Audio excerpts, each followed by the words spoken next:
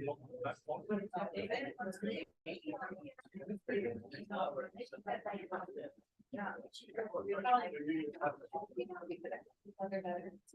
afternoon.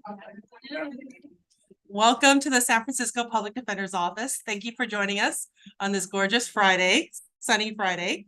And we're really happy to have you here so we can share what our services are that we provide, the wide variety of services, as well as our budget requests for this year, and ask for your support as members of the community, members of our office, so that we can make sure that we get fully resourced as an office to represent our clients and provide services to the community. My name is Angela Chan. I'm an assistant chief attorney. I oversee our Confront and Advocate division. We confront state-sponsored violence. We advocate for policy changes at the state and local level, and we also advocate for community empowerment. Before we start, a few housekeeping matters. For those who come from outside the community, we have restrooms right outside those doors, just a few steps away. We have snacks and refreshments on the table. Please help yourself. I know it's lunchtime. We also are right now live streaming this on YouTube. So hello to everybody on YouTube and also on Zoom. And we're also recording this for our own records.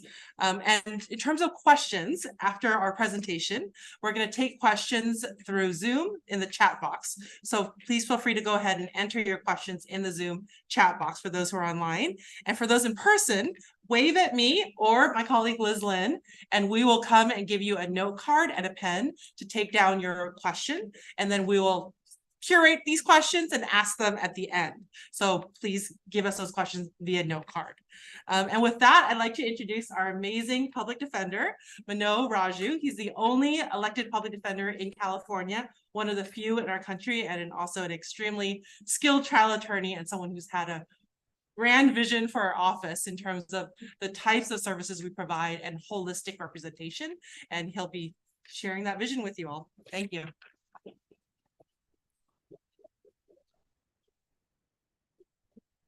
Thank you so much, Angela.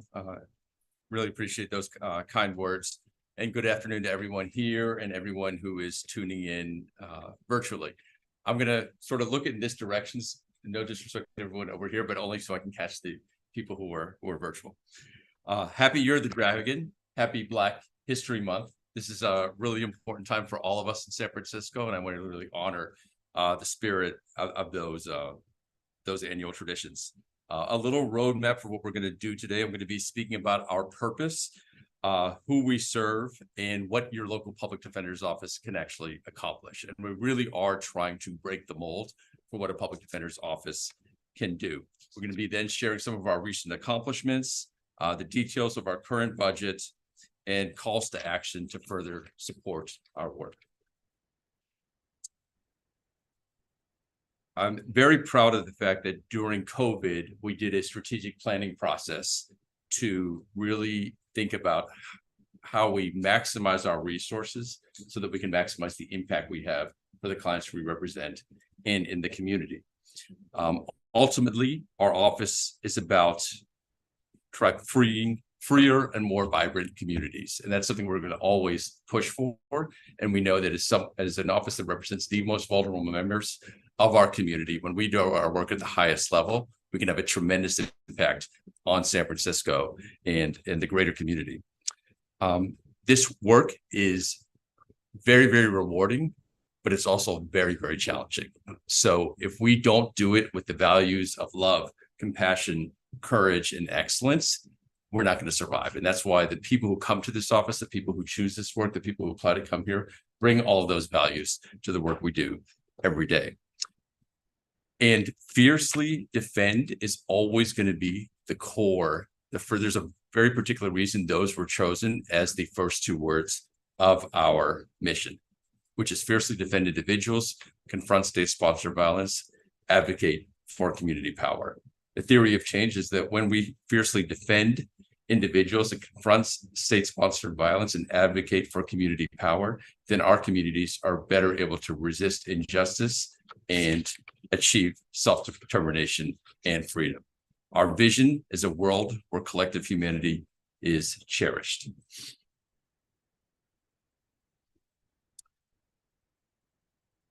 We represent over 20,000 people every year in this office. And when you think about that, it's not just those 20,000 people, it's their families, it's the next generations. The impact we have in representing those 20,000 really is exponentially, has an exponential impact based on who we represent and how we represent them.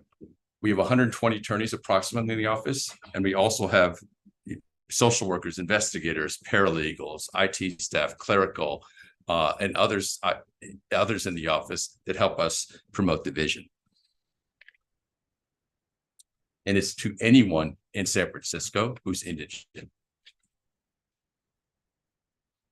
Some of the stats are 10% are immigrants or non-English speakers.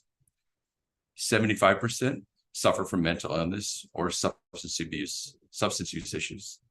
100% are low income. Many live in poverty or suffer from homelessness.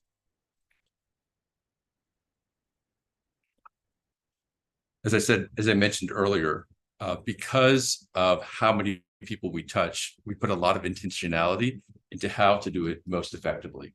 So we went through a strategic planning process over the course of the last couple of years, and we've sort of looked at the office and reevaluated the office in terms of the different functions of what we do. One area is the area of defending and advocate, which is led by maybe the most senior and experienced youth defender in the country, Patty Lee. These are felony, misdemeanor, mental health, youth defender, specialty courts, immigration, investigation, paralegal, and reentry social work units. It's a wide variety of units that are all working together to achieve the best results for our clients. Our office happens to have a world-renowned immigration unit here that's housed in the public defender's office, and it's rare for a public defender's office to have that. But in light of the high immigration population in San Francisco, in light of San Francisco's really being at the forefront of the sanctuary movement, it's so important that we have an immigration unit that is fighting against unlawful deportations. We're also fortunate to recruit Angela Chan from the Asian Law Caucus to lead our Confront and Advocate unit. We have a law enforcement accountability unit, getting more active in communications, policy unit on both the state and local level, a clean slate unit that expunges records. We have our MAGIC programs, youth empowerment programs, the Adachi Project, which has made films because we know when people actually understand the reality of our clients, the policy changes will often flow from that are actually more humane policies that really make sense. And a freedom project, because we know that when we have laws that change, it never impacts the people it's supposed to impact unless we have defenders taking that law, interpreting it, doing all the work, doing all the archival work, doing all the social histories, bringing that in front of the court so they can actually make the decisions. There's been a lot of effort, a lot led by people in this office at our state policy unit to actually change laws. One of the big things that came about is the Racial Justice Act, as we're aware of the history of racism that's impacted so many people in this country that's led to wrongful convictions. Well, in order to bring relief to those who have been affected by the systemic racism of the system, we need people working on that post-conviction work. Unfortunately, we have that here, but it's really important that we continue to fund that work at a local and a state level. We also realized how important it is in an organization of this size to have a training and operations unit so that all of this different units can function and flow together well. So Hadi Razak is a very skilled trial attorney and very organized, is in charge of all of our training and operations, which includes training, research, our pretrial release unit, IT, clerical, and hiring. All of these come under that area. And then we have our chief of staff, Listen Lacoste, used to be the executive director of our B-Magic program, who's leading everything on the right side of the chart here. In addition to our Freedom Project and Immigration unit that I highlighted just briefly, obviously all the units are doing amazing work here. I also want to highlight that we're very serious about our DEI work, diversity, equity, inclusion work, because we're very intentional about having a diverse staff, and we want to make sure that every member of our staff feels that they can bring their full self to the work here in community. And that's why we're being very intentional about our DEI work also. So while fighting in the courtroom, as I said, fiercely defending is going to be at the forefront of so much of the work that we do. I want to talk a little bit about the work we do outside the courtroom to really empower communities.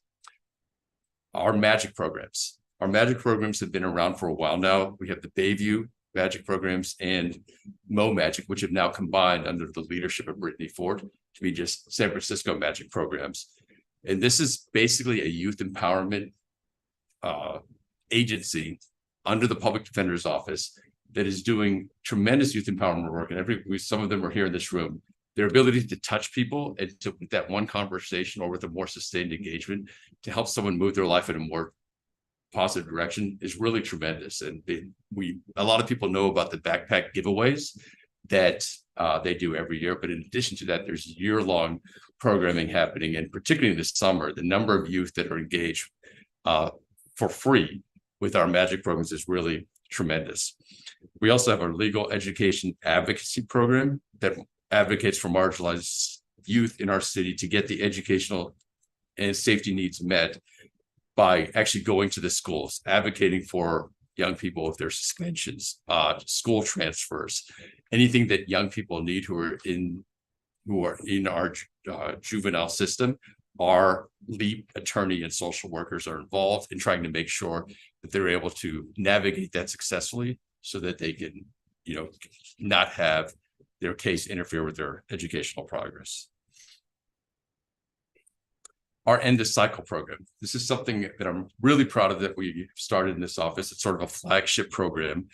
And it's based on the idea that if we want community health, if we want public safety, if we want a lot of the things that are in the media now to change that dynamic, the best way is to actually support people rather than just caging them. So our End the Cycle program, we have boots on the ground social workers, highly culturally competent, who are meeting people where they're at and trying to connect them with whatever it is they need, whether that's a mentor, a substance abuse counseling, educational opportunities, job opportunities, whatever it is young people may need who are in the system, trying to connect them in a way that they can be supported. And the reason it's really valuable to have that in a public defender's office is that we're already fighting for their best legal outcome. And because of the Fifth Amendment, the people we represent can tell us everything. They can be very frank with us. So we can actually get the full story and help people to get to a better space. And when people are in a better space, when they're more supported, all of us are actually safer. So I think it's really important that we change this narrative of what public safety is about and realize that the Public Defender's Office can be a vital, vital component of public safety. That was the theme of our annual calendar. I encourage anyone here to pick one up. If you don't have one, let us know. We can mail one to you. But I see some of our members here, but really the amount of work that they do, and they'll follow people. So while we're working for people's best legal outcome, we're also trying to get them to a better place. Our Clean Slate program ensures second chances by helping community members get expungements. They have daily walk-ins and community clinics throughout the city. This is hugely vital. And one area I want to talk about is how our Confront and Advocate unit works with community empowerment. What happens in a lot of jurisdictions and in San Francisco is it's very common for prosecutors to say, plead guilty to this and you can get out today. But what happens is you'll often be on probation for 2, 3, 4, 5 years. And if you're in jail, it's very tempting to take that offer. So our policy team actually advocated in Sacramento to put caps on some of those potential probation sentences. So now for a lot of misdemeanors, it's only 1 year for max probation sentence. For a lot of felonies, it's only 2 years now. That's something that our office in conjunction with others accomplished. But on top of that, once that happens, now we want to make sure people's records get expunged if they happen to resolve their case in that way so that they can move on with their lives. So that's an example of aggressive policy work in Sacramento plus community power locally can enable people to get through Clean Slate, have their records expunged so they can move on with their lives. And again, when people are moving on with their lives, what do we have? Healthier communities, safer communities, because people are supported, they can actually work, and they're less likely to become system impacted. Another component of our community safety initiative is the College Pathway Project, where we formalized our relationship with City College. We formalized our relationship with SF State. So we're trying to make sure that any of our clients who are systems impacted can start engaging with it. We know how powerful education is. We know how it is for a lot of people in this room. And we want to make sure our clients have that opportunity also. So we've started a formal relationship, and we're happy to see that those numbers are growing. And for some people, they may be pursuing a 4-year degree, maybe a master's. For some people, it might just be one course, and that one course and that one class that enables them to move their life in a more positive direction. In addition to all of that, though, what we need is justice for our clients in court. And for that, you have to realize something about the system is that we don't control what our clients get charged with. We don't make the decision about whether or not they're in jail pre-trial. What we do control is the ability to fight for our clients and the ability to say 3 words: no time waiver or time not waived, so that we can actually get a date with a jury to evaluate the evidence. Without that, we don't have leverage. So what happened during COVID is there was a big backup, and the courts were systematically ignoring our office's speedy trial rights. So I sued the court. That's one thing we did. Another thing is we went to the Judicial Council meeting. We brought this up to them, and we had some relief, but it still wasn't changing. And then we had this summer sit-in program led by our Confront and Advocate team, where things finally started to move. Now we have our 60th day back. So if you say no time waiver, you can get a trial within 60 days. There's still a misdemeanor backlog, but we're starting to make progress in that area. So it was very vital for us to do this to get our rights back. But what happened is we have a big backup in our caseloads because, unfortunately, prosecutors are often reluctant to look seriously at the case until they actually have to prove it. So once we have that date, then we can either go to trial, or when they realize they can't prove it, we may get a more fair resolution of the case. But we need that last day, and through the effort of this office, we've gotten that. But as a result, our caseload is up. Now, we take a lot of pride in not just representing our clients competently, but representing them in an excellent way, fiercely, to get results. If any of us had a loved one who was in the system, they would want them to be fiercely defended. And one of our guiding principles is we should provide the same representation that we would want if a loved one of ours were in the system. These are some of the results. 40% of the 60 felony cases that went to trial resulted in acquittals and hung juries. What that means is that in 40% of the cases, the jury said not guilty, or they couldn't reach a decision in some of the cases, which means there was no conviction at the end of 40% of the cases.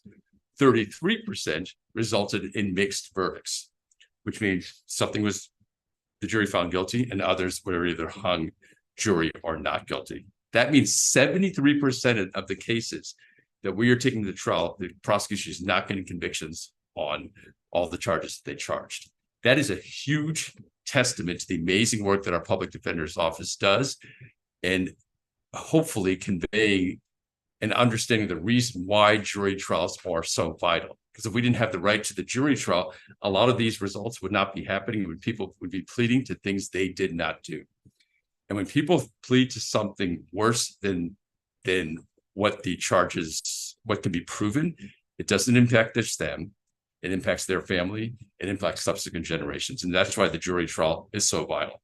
In addition to that, our felony and misdemeanor teams secured 2,715 dismissals in the last year, which means when the prosecution files these cases, they think there's enough evidence. But when we do the work, when we question the same witnesses that were in the police report, when we talk to other witnesses who weren't in the police report, when we file the motions, when we prepare for trial, when we actually call ready, the district attorney is saying, no, we don't have the proof, and they're dismissing the cases. Again, that doesn't happen, though, without an aggressive public defender's office that is adequately funded so we can do the work to ensure that people who are not guilty actually get the dismissals that they deserve. And we're doing that by, one, doing the work on the actual case, but also bringing more information and gathering more information about who the individual clients are, so that people realize who's the actual subject of the charge, and we can bring more humanity to the end decision. In this case, it's dismissals. That's a huge number. In addition to this, there's something that I want to explain. This is something, a statistic that we keep track of in this office, that I'm not sure aware of another public defender's office that keeps this statistic. Something called a felony plea ratio. What that means is when the district attorney files a felony charge, we keep track of whether that results in a felony plea. And it turns out that we have many attorneys in this office whose percentage of felony pleas are either in the single digits or maybe in the teens, which means that if the district attorney files 10 cases and we have a felony attorney who's representing 10 clients, only one or maybe two of those cases will result in a felony plea. What that means is it's so vital that we have a well-funded defense team, which includes attorney, paralegals, investigators, social workers, everyone, to do the work so we can get the right outcome. We have a national problem, which is in every jurisdiction. It's called overcharging, which is prosecutors will charge. They'll take an incident that could be a misdemeanor, and they might charge 2 or 3 strikes. They'll take a case that they can charge a certain way, and it's carrying a life sentence. It's so easy for prosecution to do that in light of the penal code. They have such tremendous power. It's only when we get the cases to do all of this work, all the investigation, file all the motions, do the social histories, and prepare for trial, and that we can get these kind of results. And in San Francisco, we see we have a massive problem with overcharging. And when we do the work that we need to do, we're able to combat that. We just need more of us to be able to combat it effectively. We've had, you can see these headlines recently, and we've had a lot of work because of our tremendously skilled trial teams. A lot of us know about the case about you see homeless man not guilty of assaulting ex-SF fire commissioner after the bear spray defense that received a lot of media. We saw initially there were reports about what happened, and we found out more about it. We got the other layer. It turned out to be 100% different than what the prosecution initially thought the case was. You see black man falsely accused of robbery in Karen case, jury acquits him. We've had a lot of success when we bring our full power and skill to each case, and it's resulted in a lot of justice for a lot of our clients. We're a lean machine. Most of our budget is people. We don't have, I've had a new employee say, when she showed up here, she got a pen and a pad, and she was like, "That's what we got for you. There's a computer." But we don't have the shiny new building that the district attorney's office has. We don't have the shiny new building that the police department has over on 3rd Street. But we accomplish a lot with the people power that we have here in this office.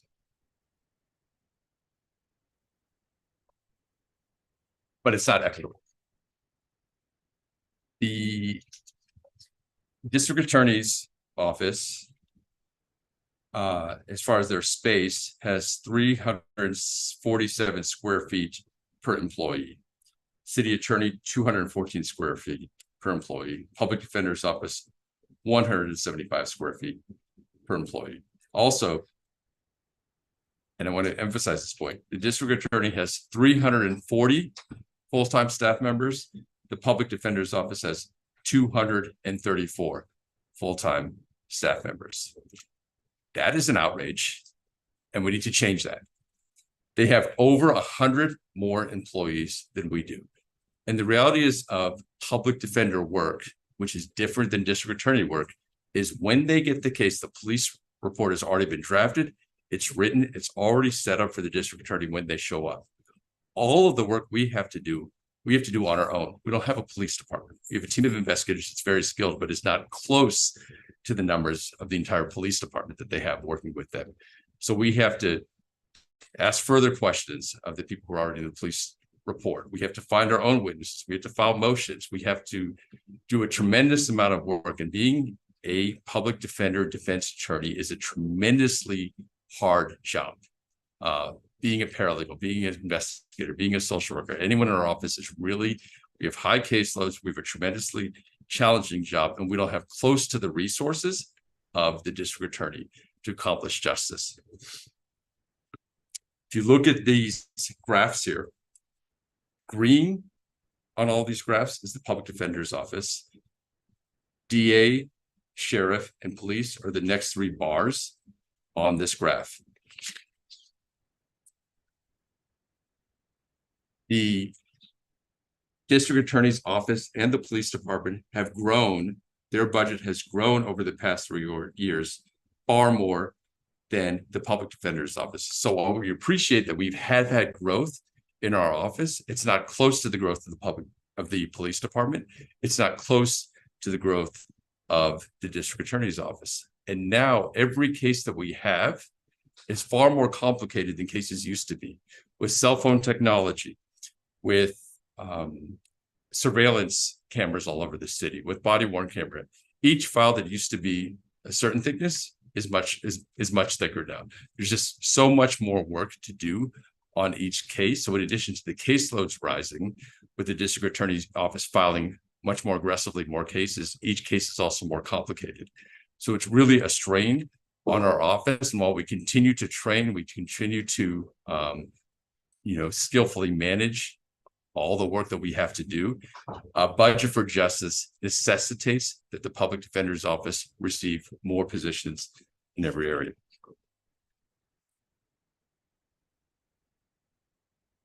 So some of our goals for 2024: defending against budget cuts, fighting for parity, continue to raise the standard for excellence in indigent public defense. And I want to take that very seriously. I was previously a line attorney, then I was a training director, and then felony manager in this office. We take very seriously the idea that we want people to know that if you get the public defender's office, we want to provide equal to or better than any private attorney you could hire. We take that very seriously, and we're going to continue to keep high standards no matter how many people are in the office.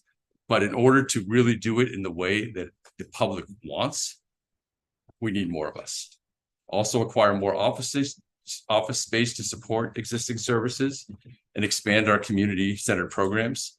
Establish more pathways for our clients to obtain housing, to obtain jobs, to obtain education, and win critical state policy reform. We're very proud of our Be the Jury program, which is a flagship program in the country to increase racial and economic diversity on juries by paying people 100 days who previously would not be able to serve on a jury otherwise.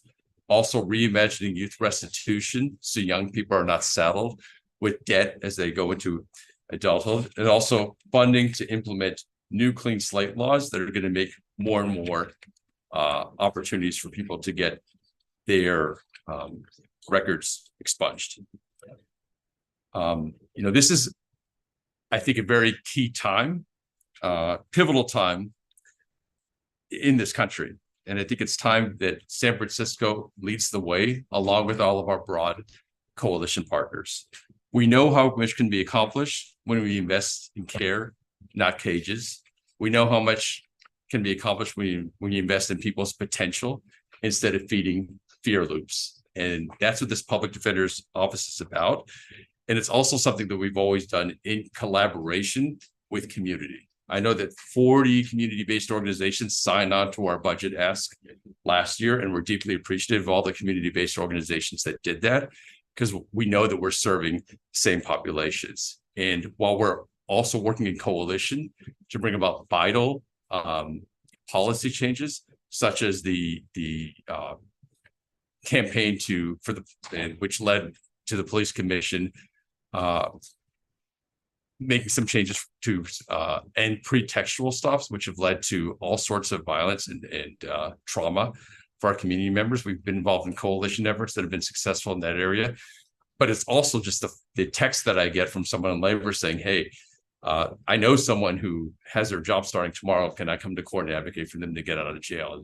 On the micro level and on the broader policy level, we're always working with community, because we know that when we work with community, we can accomplish a tremendous amount. So please sign up for our action alerts to support our office's budget. You can look at the QR code right there and you'll get all the alerts. advocate for state policy funding priorities, including asking Governor Newsom to bring back post-conviction relief funding. Follow us on social media. We're trying to always make sure that the public knows about things that affect all of us. District attorneys' offices and police departments have a lot of funding for communications. We don't have close to that amount, but when we do put things out, please share it so that we can get out the message from the perspective that frankly is not often known to the broader public.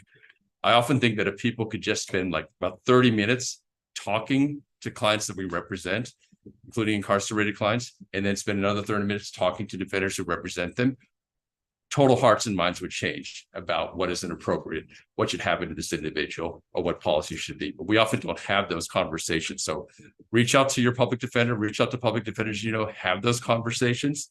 We want to keep this dialogue going, but I really appreciate all the community support for our budget for justice for this year. Thank you.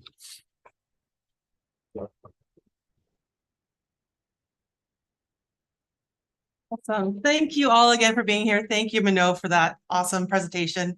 Very comprehensive, but just in case, we want to make sure there's a chance for you to ask questions.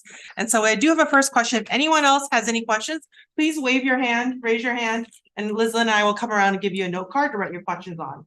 So please wave your hand if you have any further questions. I got one here. And then we'll switch to gathering questions from people on our Zoom line. So Mano, can you specify how a community member can help support your budget ask? And I know we just covered it, but I would a chance to give more detail if you like. There's going to be many ways to do that. You can tell your local supervisor to support our budget ask. You can write to City Hall. We're going to be preparing a budget, and we are going to be circulating our budget and a letter to support our budget ask. So when you can email our team here, and when you get the QR code, your email will be in there, and we can send our budget ask to you for you to sign on to that. Okay. Now I'm going to pass the mic to Jesse Cipher, who is one of our amazing communications people, to ask any questions we received on Zoom. Sure. Harry Johnson asks, what is the PD's plan to ask for the reinstatement of the post-conviction relief funding? Yes, we are asking the governor to reinstate that post-conviction relief funding because we know how vital that is. We have an amazing Freedom Project team here, but the funding is going to end soon, and we're just going to keep advocating for that. If we don't get it from the governor, we'll probably reach out to foundations to try to fund it. But this is vital work, statewide work that needs to be done.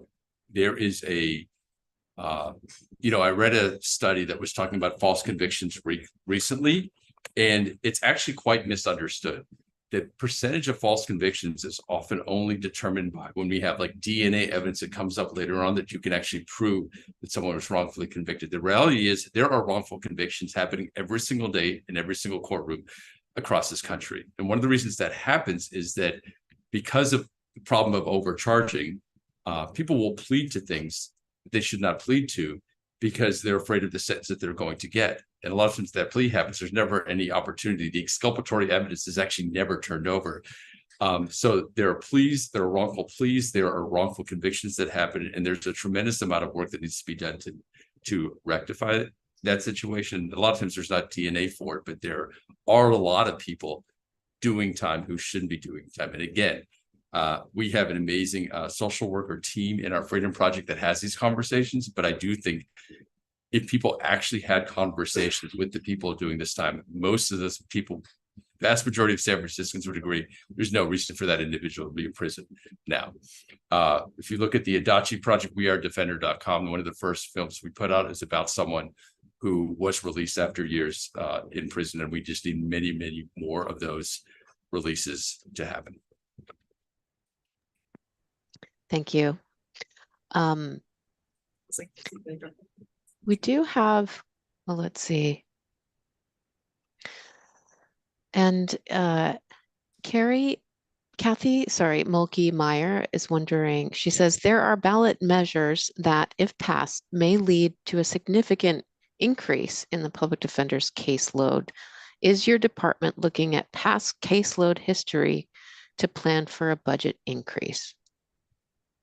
Yes, we are looking at caseload history to pass for a budget to ask for a budget increase. There's been a national workload study that came out recently.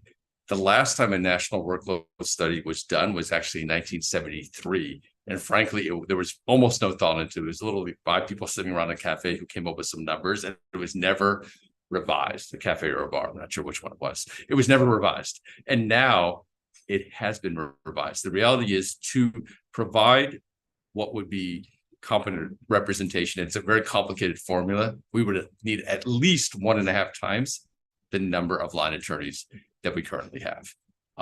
And with the changes and with more aggressive filings, we definitely need to continue to ask for more funding. And I think what I'd like the public to realize is that we have a very, very dedicated, passionate staff here. So if you give us 10 cents, we're going to do more than a lot of departments will do with $10. So every bit that we can get, every new position that we can get is going to have a tremendous impact on justice, both justice and community safety.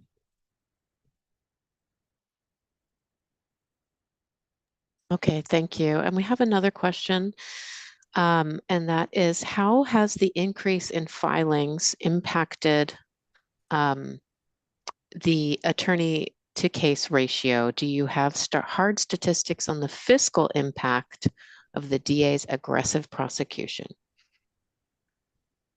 Well, one thing that we need again is we did manage to get a data person, but it's one data person for the entire office, and they have a lot of tasks that they have to take care of. So we need more to be able to do that. But the impact, not just fiscal impact, but the real life impact on our line staff is tremendous. The filings are up.